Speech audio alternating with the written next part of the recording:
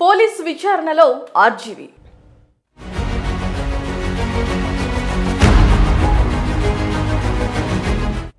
ఎన్నో రోజుల నుండి ఏపీ పోలీసులకు దొరకకుండా ఇబ్బంది పెడుతున్న మూవీ డైరెక్టర్ రామ్ గోపాల్ వర్మ ఎట్టకేలకు పోలీసుల విచారణకు హాజరయ్యారు. ఆయన ఈ విచారణకు హాజరవ్వడానికి గల కారణాలు చూసుకుంటే, గత సార్వత్రిక ఎన్నికలకు ముందు వైసీపీ ప్రభుత్వంలో వర్మ వ్యూహం అనే సినిమాను రూపొందించారు.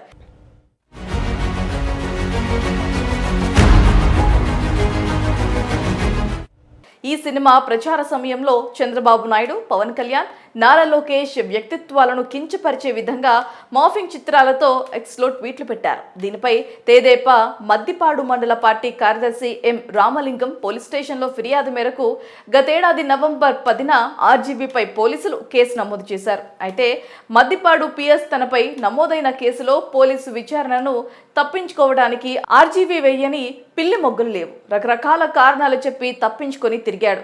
నోటీసులు జారీ చేస్తే సినిమా చిత్రీకరణలో బిజీగా ఉన్నాను అని, నేను బయటకు వస్తే నిర్మాణ వ్యయం పెరిగి నిర్మాతకు నష్టం వాటిల్లుతుందని కబుర్లు కూడా చెప్పారు. ఈ తరహా కేసుల్లో తాను నేరుగా హాజరు కావాల్సిన అవసరం లేదని, వర్చువల్ విధానంలో విచారించాలని ఏపీ పోలీసులు డిమాండ్ కూడా చేశారు. అయినా కానీ వినని రామ్ గోపాల్ వర్మను అరెస్ట్ చేసేందుకు పోలీస్ బృందాలు రంగంలోకి దిగితే అజ్ఞాతంలోకి వెళ్లి తలదాచుకున్నారు. ఇక ఆ తర్వాత టీవీల ద్వారా ఆర్జీవీ కనిపించడం లేదనే వార్త ప్రసారం అవ్వటంతో నేనెక్కడికి పోలేదు అని తెలిపారు. డెన్లోనే ఉన్న అసలు పోలీసులు రాలేదని ప్రకటనలు, టీవీ ఛానళ్లకు ఇంటర్వ్యూలు ఇచ్చారు. అసలు పోలీసులు ఇంత చిన్న విషయాన్ని ఎందుకింత సీరియస్గా చేస్తున్నారు?